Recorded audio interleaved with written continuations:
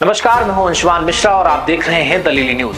असम के all India United democratic front के प्रमुख बदरुद्दीन अजमल ने मुस्लिमों से ये अपील की है कि वो 20 जनवरी से 26 जनवरी तक कहीं बाहर न जाएं। इस दौरान वो अपने घर पर ही रहें। उन्होंने मुसलमानों से ये अपील की है कि वो बस, ट्रेन, कार या अपने निजी साधन से भी सवारी करने से बचें।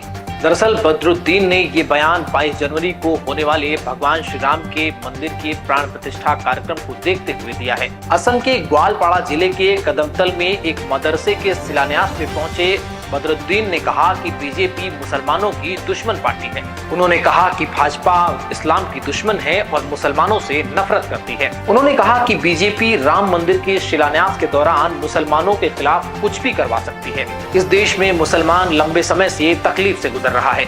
वहीं बदरुद्दीन के बयान पर केंद्रीय मंत्री गिरिराज सिंह ने कहा है कि बदरुद्दीन जैसे लोग समाज में नफरत फैलाते हैं। वहीं बदरुद्दीन के बयान पर पलटवार करते हुए केंद्रीय मंत्री गिरिराज सिंह का कहना है कि बीजेपी ने कभी भी मुसलमानों से नफरत नहीं की। भाजपा सभी धर्मों का सम्मान करती है और सबका साथ, सबका विकास और सबका विश्वास के मूल मंत्र को लेकर समाज में आगे बढ़ती है। इस दौरान गिरिराज सिंह ने कहा कि श्री राम मंदिर विवाद को लेकर मुस्लिम पक्ष की ओर से याचिका दायर करने वाले इकबाल अंसारी को भी श्री राम मंदिर के प्राण प्रतिष्ठा का निमंत्रण भेजा गया है और वो इस कार्यक्रम के प्रार्थना में भी हिस्सा लेंगे।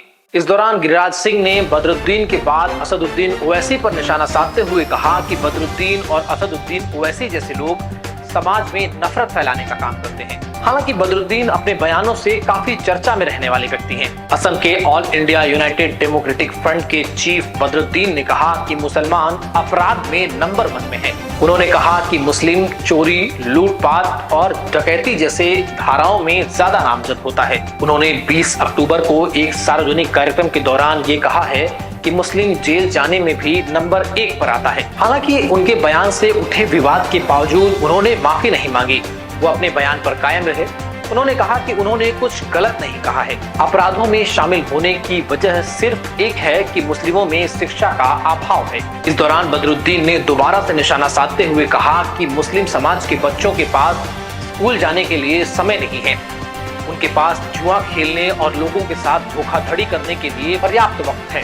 इन सब गलत कामों में ज्यादातर मुस्लिम शामिल होता है, जो कि एक दुखद बात है। इस दौरान बदरुद्दीन ने कहा कि जहां लोग चांद और सूरज पर जा रहे हैं, वहीं मुस्लिम समाज के लोग जेल जाने में पीएचडी कर रहे हैं। वहीं बदरुद्दीन ने शिक्षा पर विशेष जोर देते हुए कहा कि उनके समाज के लोग डॉक्टर और इंजीनियर बहुत ही कम निकलते हैं। बदरुद्दीन ने सार्वजनिक सभा में इस बात को उठाते हुए कहा, देश के अल्पसंख्यक समाज को शिक्षा पर विशेष जोर देने की जरूरत है। मुस्लिम समाज यानी कि अल्पसंख्यक समाज में आने वाला ये वर्ग बहुत ही ज्यादा कमजोर है, विशेषकर शिक्षा के क्षेत्र में। अब देखना यह है कि बदरुद्दीन का ये बयान यही रुकता है या इलेक्शन में इसके कुछ विशेष मायने निकाले जाते हैं। कैमरामैन आकाश के साथ अंशुमान, दिल्ली न्यूज, लखनऊ।